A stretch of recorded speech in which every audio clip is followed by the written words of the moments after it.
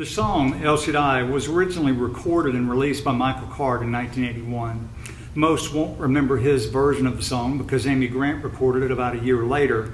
Her version went straight to number one on the Billboard Christian charts. It was chosen as Song of the Year at the 1983 Dove Awards and later named one of the songs of the century for the 1900s. One of the reasons it became so popular was that it broke the mold of always singing in English. Instead, it took us back to ancient Hebrew, and we heard the words that sounded very much like what Abram would have heard over 3,000 years ago. In fact, if you listen to the chorus, you notice it has more words in Hebrew than in English. El Shaddai, El Shaddai, Elana Adonai. Age to age, you're still the same, by the power of the name. Oh, El Shaddai, El Shaddai, Erkankama Adonai. We will praise and lift you high, El Shaddai. Yahweh El Shaddai, or I am El Shaddai, is how God greeted Abram in Genesis chapter 17. It was the first time that God had mentioned this new name to Abram, who's now 99 years old. The Jewish Publications translation of Genesis 17 has a footnote that says, I am El Shaddai means I am God Almighty. It's interesting that God uses this name now. At this point in Abram's story, God gives him this new name for a reason. You see, up to now, Abram had been faithful and trusting God most of the time. When God told Abram in chapter 12 to leave his homeland, Abram packed his bags and he went, and that was trust. However, Abram felt at times that he needed to take things into his own hands. For instance, Abram told his beautiful wife Sarai to lie to the Egyptian Pharaoh about her being his sister. Or when he and Sarai became so impatient about not having children, they decided to use her maidservant Hagar to mother Abram's son Ishmael. In those and other situations when Abram took things into his own hands, things went real wrong real fast. Here in Genesis 17, the new name El Shaddai became a vivid reminder of who God was. Whenever Abram felt compelled to take matters into his own hands, just saying the name God Almighty would help him to remember to trust God.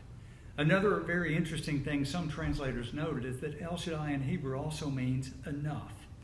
Part of the word Shaddai is the word Dai, which is the Hebrew for enough. This was God's way of saying to Abram, for your deepest yearnings, your greatest needs, I am all sufficient. I am more than enough. Sometime you ought to check out the Jewish Passover litany that uses the term Dai or enough to describe how much God is to them and to us. Through your love and through the Ram, you saved the son of Abraham. Through the power of your hand, you turned the sea into dry land. To the outcast on her knees, you were the God who really sees. And by your might, you set your children free. El Shaddai, El Shaddai, El Elana Adonai. Age to age, you're still the same, by the power of your name. Oh, El Shaddai, El Shaddai, Erkankana Adonai.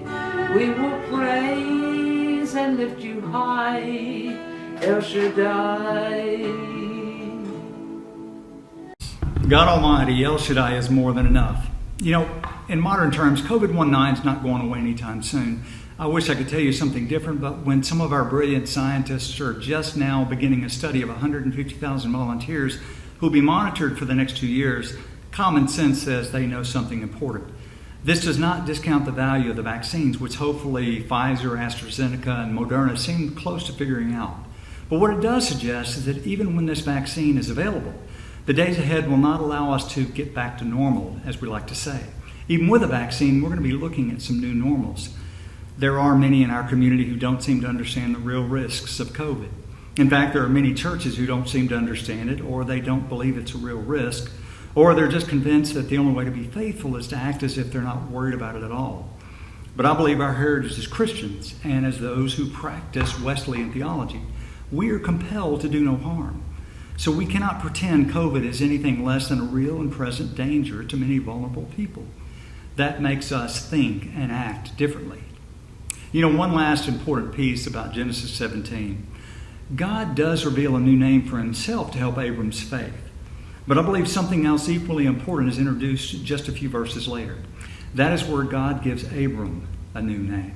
God says, "You'll no longer be called Abram, but your name will be Abraham, for I'll make you a father of a multitude of nations." This is like God saying, Abraham, my grace, my love, my plans for your life will not only meet your deepest yearnings, it will exceed them. For us, as followers of Jesus, we can almost hear Paul, the saint, saying, God who is able to accomplish abundantly far more than we can ask or imagine, this God Almighty, this El Shaddai, will always be more than enough. Through the years you made it clear that the time of Christ was near. Though the people could not see what Messiah ought to be, still your word contained the plan, and they just could not understand.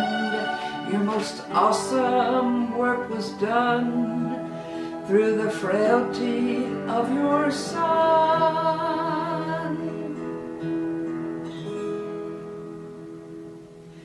El Shaddai, El Shaddai, Elyon Adonai.